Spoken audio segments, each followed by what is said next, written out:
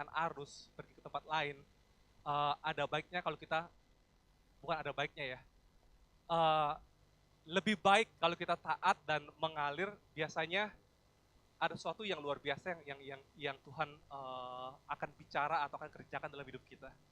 Nggak berlama-lama aja, saya mau bawakan firman ini. Di sini ada Alkitab yang buku ya.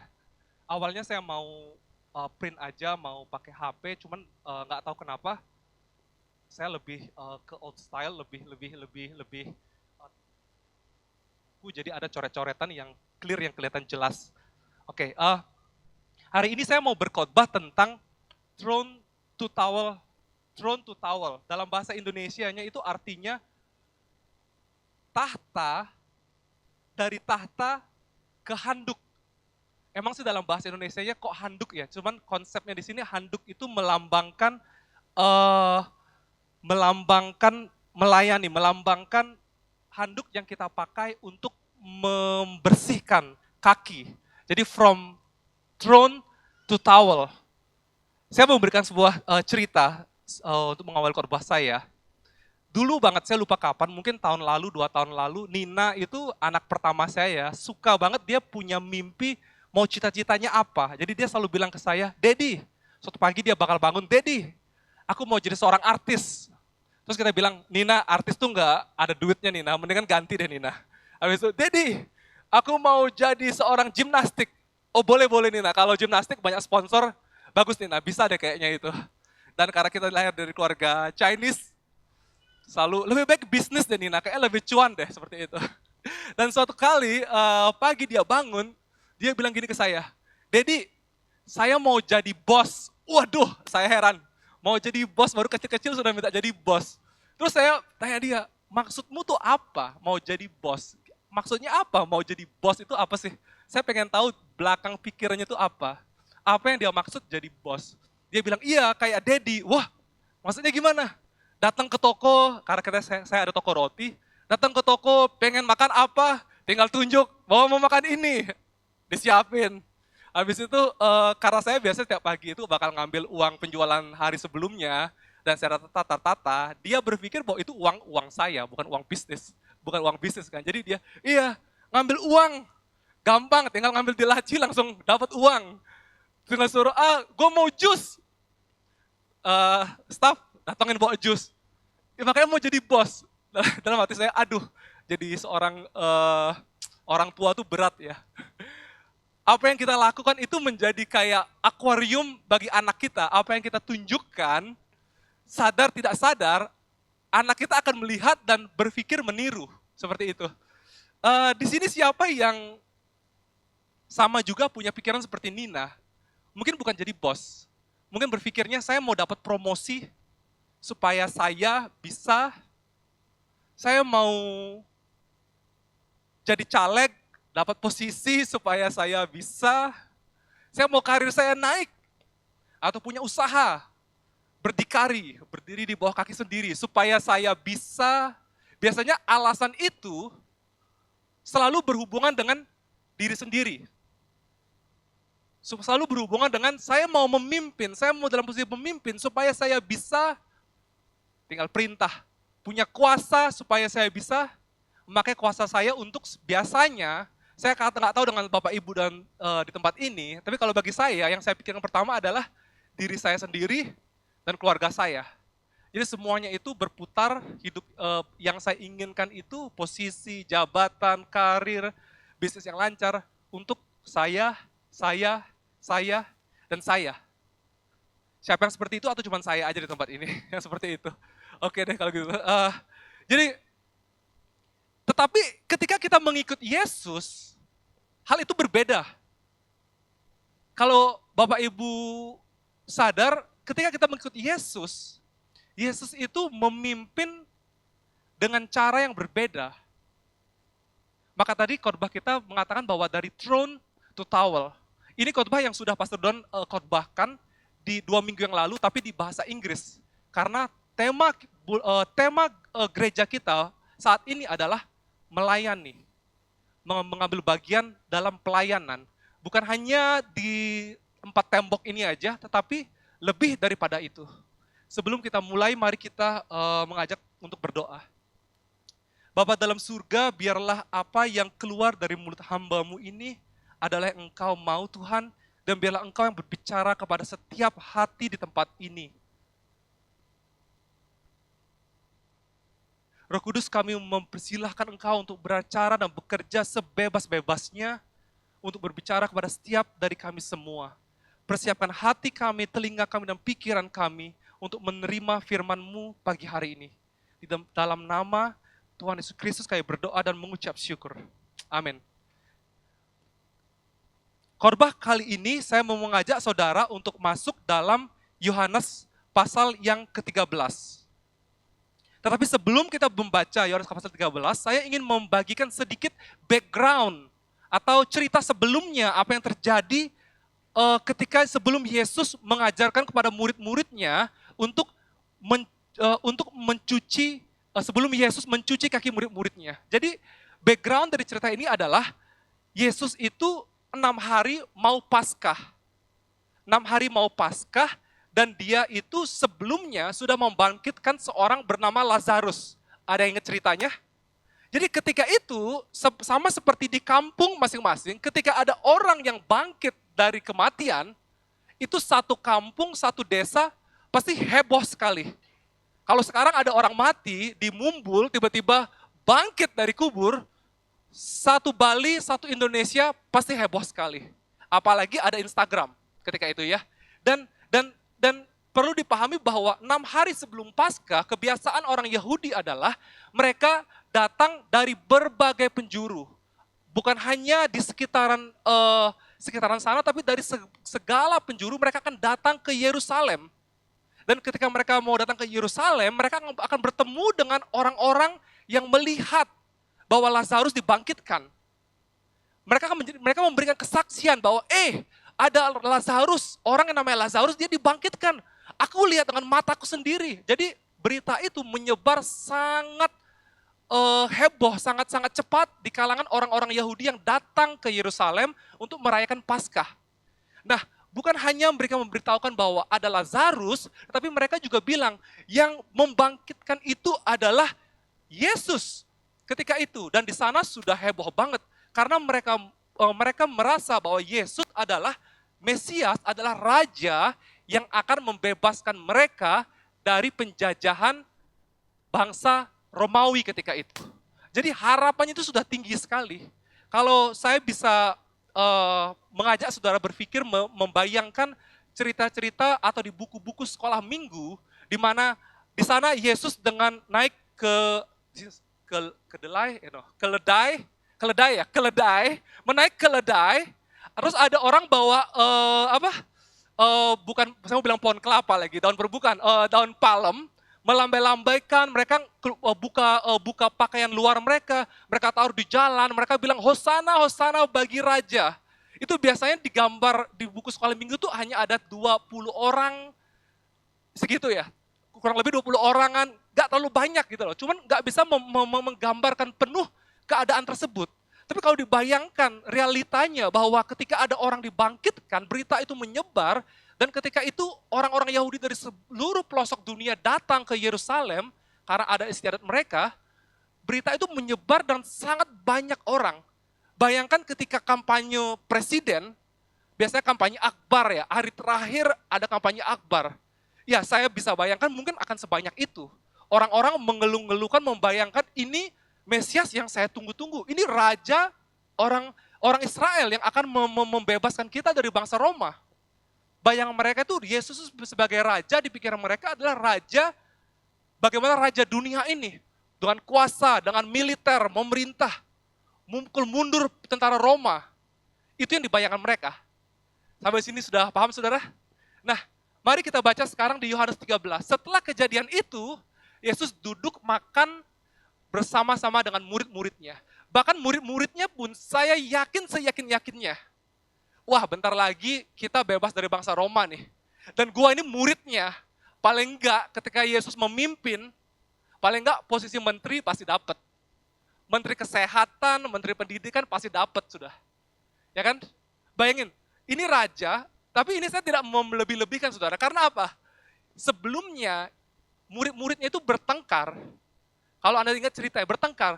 Yesus, kalau engkau nanti sudah jadi raja, aku duduk sebelah kananmu. Bahkan bukan hanya dia yang minta, tapi nyokapnya ngomongin, anak gua kasih ya di sebelah kanan ya. Itu sampai akhirnya berantem mereka. Jadi mereka sudah berpikir bahwa memimpin kerajaan akan seperti yang mereka bayangkan. Bagaimana dunia ini bekerja, bagaimana raja-raja dunia ini bekerja pada umumnya. Itu yang menjadi bayangan mereka. Tetapi yang mencengangkan adalah, mari kita baca di Yohanes 13. Sementara itu, sebelum hari raya Paskah mulai, Yesus telah tahu bahwa saatnya sudah tiba untuk beralih dari dunia ini kepada Bapa. Sama seperti ia senantiasa mengasihi murid-muridnya, demikianlah sekarang ia mengasihi mereka sampai pada kesudahannya. Mereka sedang makan bersama dan iblis telah membisikkan rencana dalam hati Yudas Iskariot, anak Simon, untuk mengkhianati dia. Yesus tahu bahwa Bapanya telah menyerahkan segala sesuatu kepadanya dan bahwa ia datang dari Allah dan akan kembali kepada Allah. Lalu bangunlah Yesus dan menanggalkan jubahnya. Ia mengambil sehelai kain lenan, towel itu, handuk itu yang saya bilang, dan mengikatkannya pada pinggangnya, kemudian ia menuangkan air ke dalam sebuah basi atau baskom, dan mulai membasuh kaki murid-muridnya, lalu menyekanya dengan handuk atau kain yang terikat pada pinggangnya itu. Di sini bayangkan ekspektasi yang kita lihat raja seharusnya, dan tiba-tiba raja yang kita harapkan bakal bentar lagi menang, kita nih lawan tentara Romawi, bakal merdeka. Raja tersebut berlutut membasuh kaki.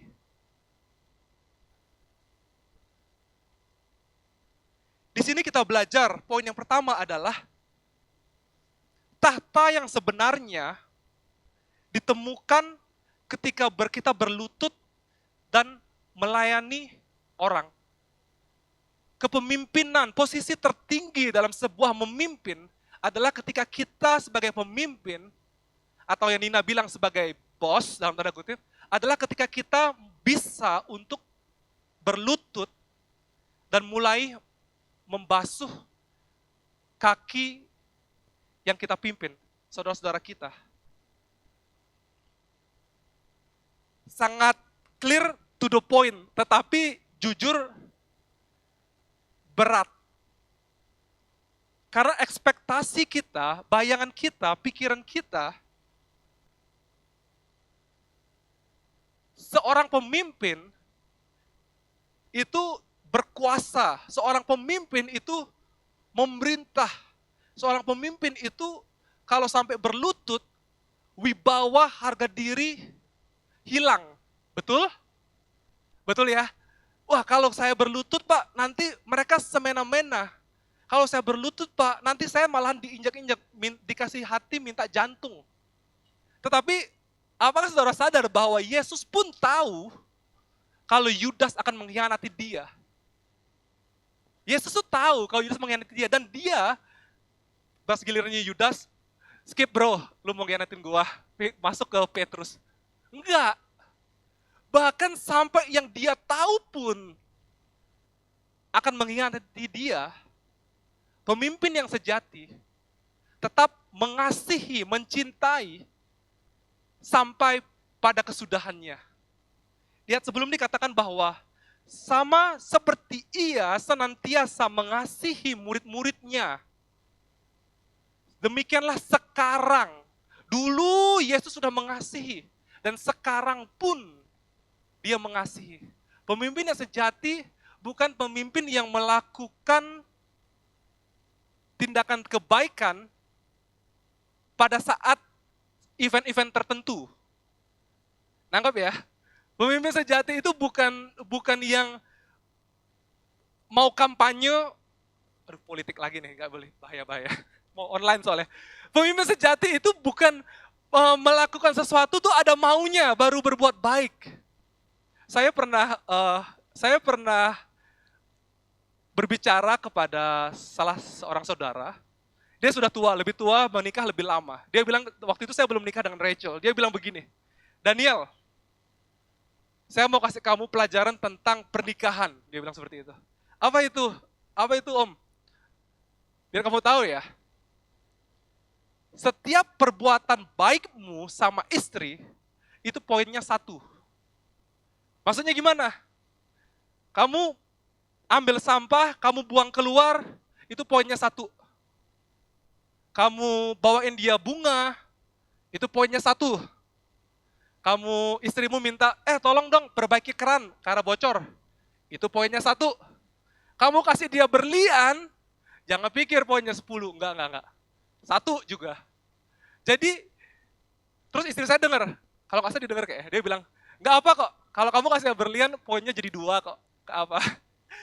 Jadi poinnya adalah kebaikan ketika kamu mengasihi istrimu, itu bukan yang satu saat ya, baru mau, baru baik, tiba-tiba datang bawa soto ayam buat istrinya. Baru ada maunya, baru lakukan yang baik. Nggak seperti itu, tapi kebaikan yang dilakukan secara konsisten. Konsisten. Itulah yang Yesus tunjukkan kepada muridnya. Jadi, untuk bisa melayani sampai berlutut, dibutuhkan apa? Semakin sering kita rajin mempraktekkan, membiasakan, melayani, mengasihi. Untuk berlutut itu bukan hal yang susah lagi.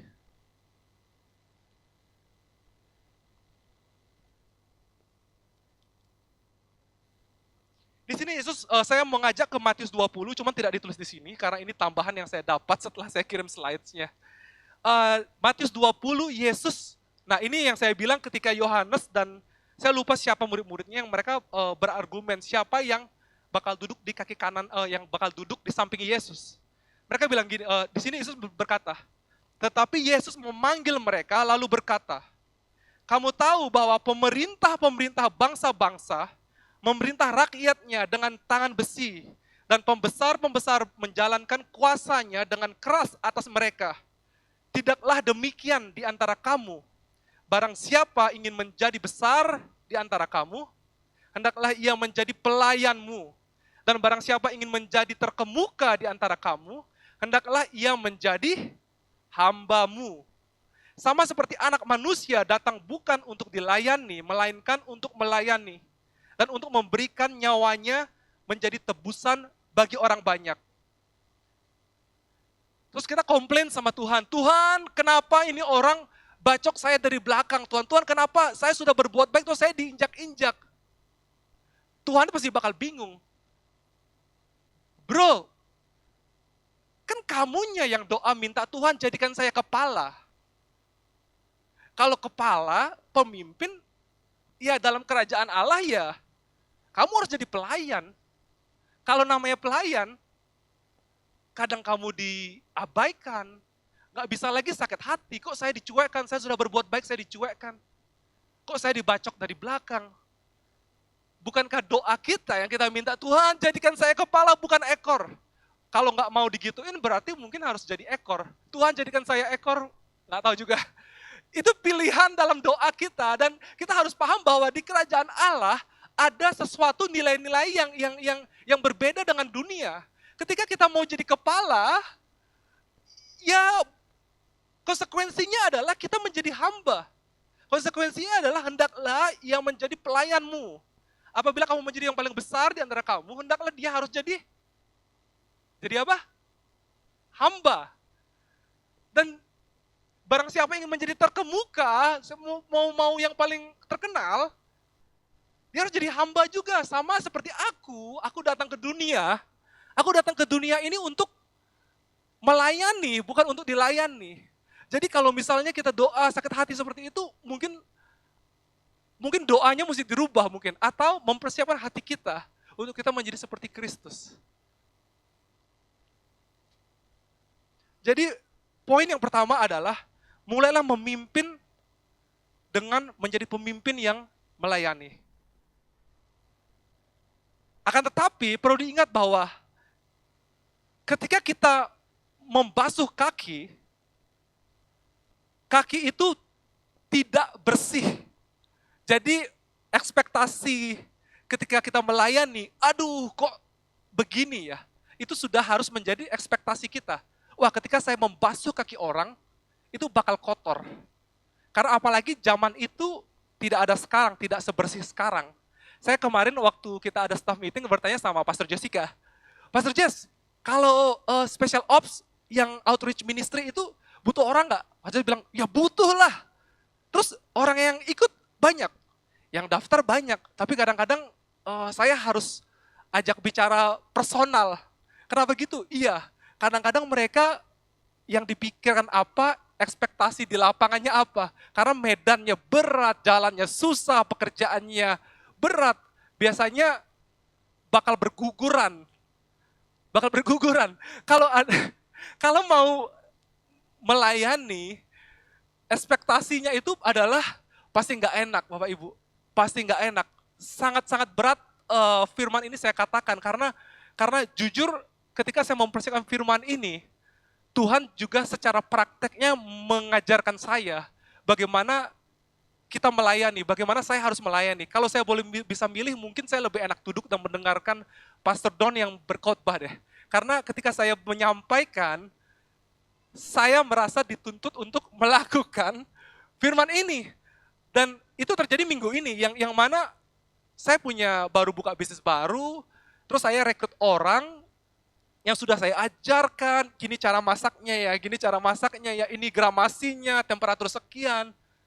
Pada prakteknya semua itu hilang. Nggak tahu gimana caranya, hasilnya jelek. Sampai berturut-turut dapat bintang 1. Saya kayak, waduh, pusing setengah mati.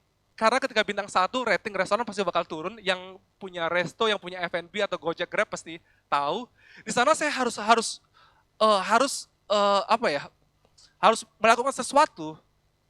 Antara saya marah-marah, sebenarnya jujur saya, kalau boleh jujur, saya sudah marah-marah. Saya sudah marah-marah, sudah bentak-bentak, kan sudah saya ajarin, kenapa nggak dengerin? Kan saya sudah lakukan, kasih tahu kamu ini, kenapa kamu nggak dengerin? Lalu Tuhan bilang, kamu mau khotbahin ini loh. Saya langsung, aduh, mulai sabar, mulai, oke, nggak apa. Mulut saya bilang nggak apa, tapi dalam hati saya, ini biaya makan yang harus dibuang ini banyak banget. Nggak apa, tenang aja, semua baik-baik aja, yuk belajar pelan-pelan. Yuk mulai pelan-pelan ngajarin, mulai pelan-pelan lagi, ngasih tahu. Dan ya itu, mau nggak mau kita harus lakukan apa yang firman Tuhan katakan. Poin kedua, ayat berikutnya dikatakan bahwa, maka sampailah ia kepada Simon Petrus. Kata Petrus kepadanya, Tuhan, engkau hendak membasuh kakiku? Di sini pun Simon Petrus sendiri loh, terkejut ketika Yesus mau membasuh kakinya. Karena apa? Karena seperti yang saya bilang tadi, image perspektif mereka terhadap seorang raja, terhadap Mesias, itu berbeda dengan yang mereka pikirkan. Nggak salah nih, engkau mau basuh kakiku. Jadi dia pakai teknik psikologi yang memastikan kembali, menanyakan kembali. Nggak salah Tuhan, apa aku salah dengar? Kamu membasuh kakiku. Lalu lanjut, jawab Yesus kepadanya, apa yang kuperbuat engkau tidak tahu sekarang, tetapi engkau akan mengertinya kelak. Kata Petrus kepadanya, engkau tidak akan membasuh kakiku sampai selama-lamanya. Jawab Yesus, jikalau aku tidak membasuh engkau, engkau tidak mendapat bagian dalam aku. Poin di sini saya mau berbicara tentang ember dan handuk yang saudara pakai untuk membersihkan kaki orang, kaki sanak saudaramu, bukan hanya mereka membersihkan saja, tetapi itu juga sebuah tindakan yang menjalin hubungan yang lebih dalam lagi. Saya jelaskan lebih detailnya nanti dalam sebuah contoh ya. Jadi dulu saya pernah bekerja sama petani, dan saya ada partner namanya Pak Jeff. Pak Jeff bilang seperti ini, dalam pelayanan sama petani, kita bisa duduk, kita bisa ngobrol apapun. yang mau kita bilang, yang mau kita rencanain. Waktu itu strawberry. Kita mau kita rencanain bisa, tetapi koneksi, hubungan itu terjalin ketika apa? Ketika kita bersama-sama mencangkul bareng. Ketika kita bersama-sama menolong mereka kotor-kotoran berlutut mulai nanam stroberi. Ketika kita sama-sama sama mereka mulai bareng-bareng membersihkan pohon itu satu persatu. Paham ya saudara ya? Jadi hubungan itu mulai terjalin, koneksi itu mulai terjalin, pelayanan kita akan bukan hanya sekedar membersihkan, tetapi tembus sampai ke hati. Tembus sampai kita memahami siapa mereka. Sampai ada hubungan yang erat. Di sana powernya, di sana saya bilang kuasanya bagaimana leadership atau kepemimpinan yang melayani. Mereka akan diikuti oleh yang oleh yang dilayani. Karena apa? Karena mereka mau turun untuk menolong orang-orang ini. Pastor Ron pernah berkata kepada saya bahwa apabila engkau tidak to lay down your life, artinya tidak kalau kamu nggak berkorban, mengorbankan hidupmu buat jemaat di tempat ini, jemaat tidak akan mengorbankan hidupnya buat dirimu. Seorang leader yang sejati, seorang pemimpin sejati adalah pemimpin yang mengorbankan hidupnya, membuat sebuah korban, sacrifice kepada jemaat. Dan jemaat akan berkorban bagi engkau. Apabila engkau tidak melakukan itu, jangan harap orang mau bergerak demi engkau. Sebuah statement bagi saya yang sangat mind blowing, sangat yang menyerang saya di hati sebenarnya. Karena benar juga ya, kalau kita nggak mungkin akan ikuti pemimpin yang tidak mau mati buat kita. Ketika pemimpin tersebut mau mati buat kita pasti akan mengikuti dia sampai kapanpun.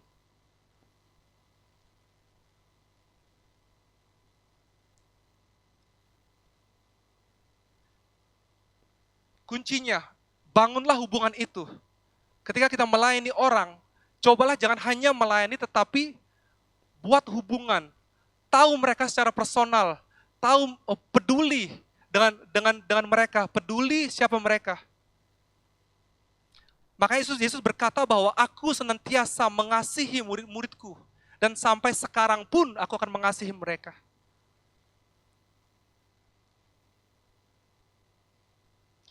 Lanjut berikutnya, sesudah ia membasuh kaki mereka, ia mengenakan pakaiannya dan kembali ke tempatnya. Lalu ia berkata kepada mereka, mengertikah kamu apa yang telah kuperbuat kepadamu? Kamu menyebut aku guru dan Tuhan, dan katamu itu tepat, sebab memang akulah guru dan Tuhan.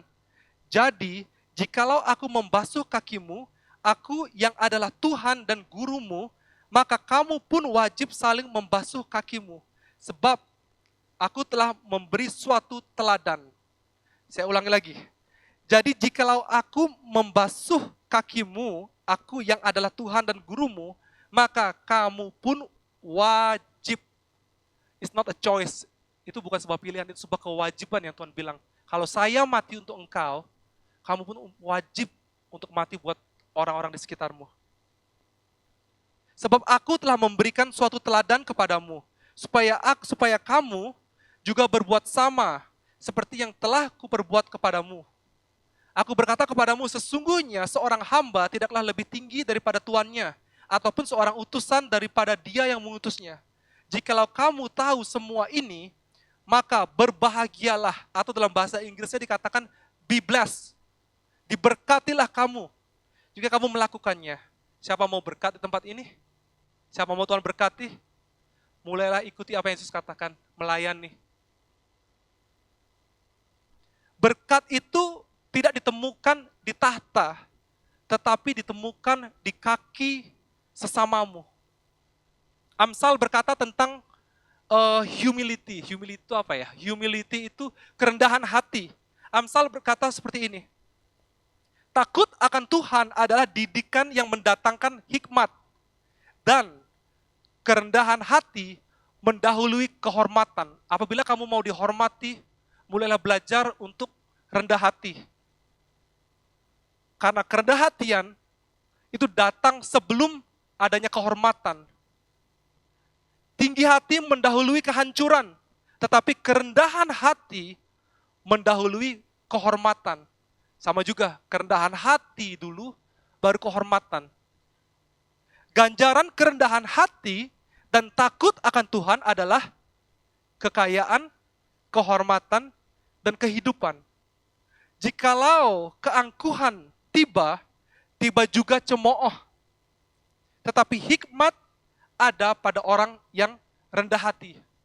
Siapa mau punya hikmat, siapa mau berhikmat, mulailah belajar untuk rendah hati. Di sini saya akan tutup dengan cerita lain yang ada di Lukas pasal 7. Maaf saudara, saya tidak taruh di slides lagi, bukannya gimana, ini baru saya dapat pagi ini. Waktu saya lagi berpikir merenungkan, saya baru dapat pagi hari ini, jadi tidak ada di slides juga.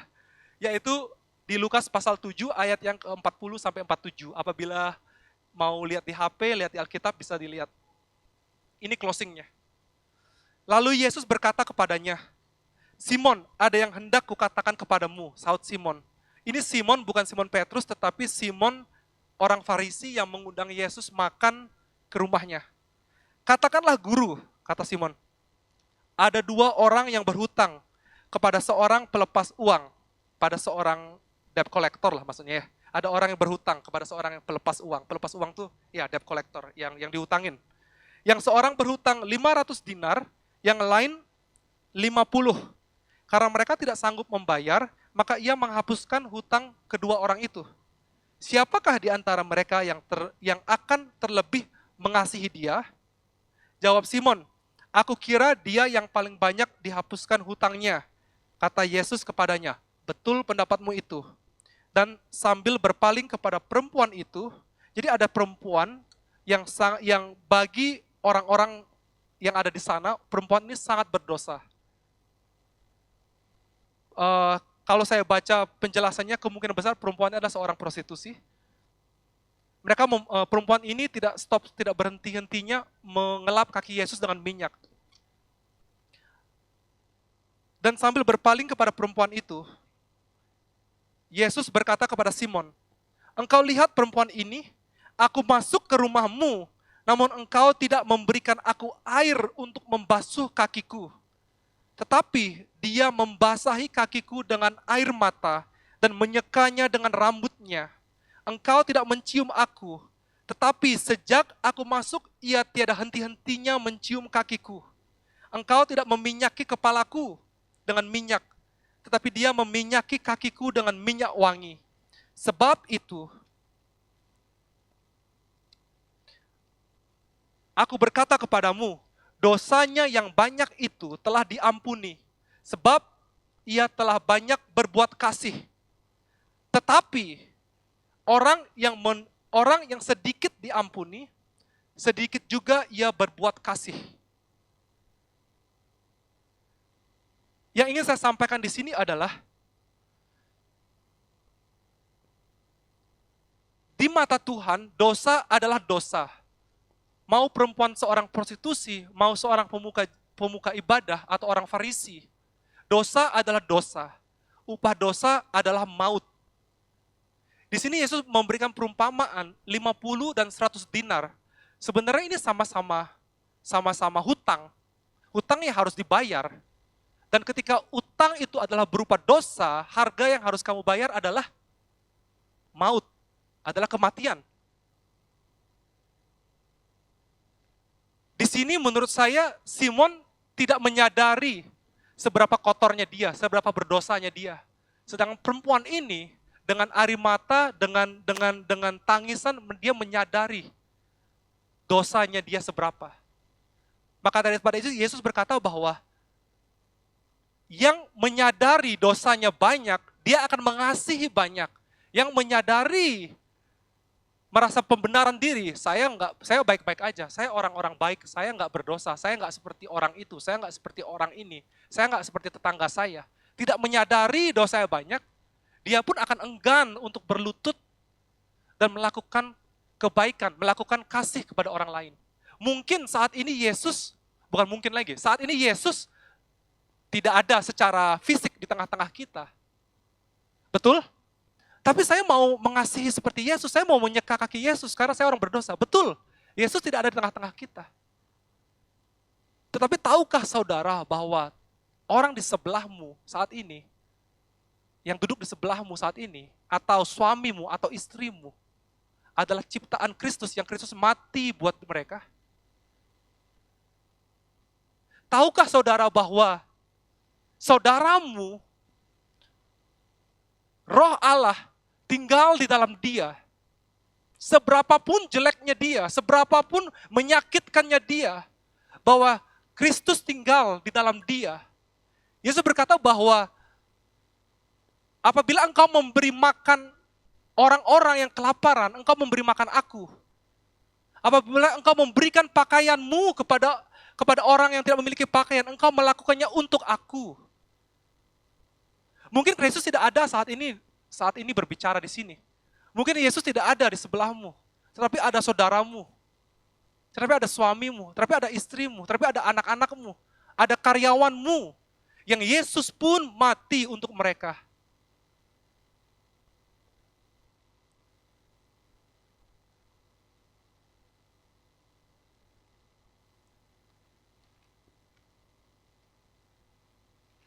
Apakah siap untuk menjadi kepala?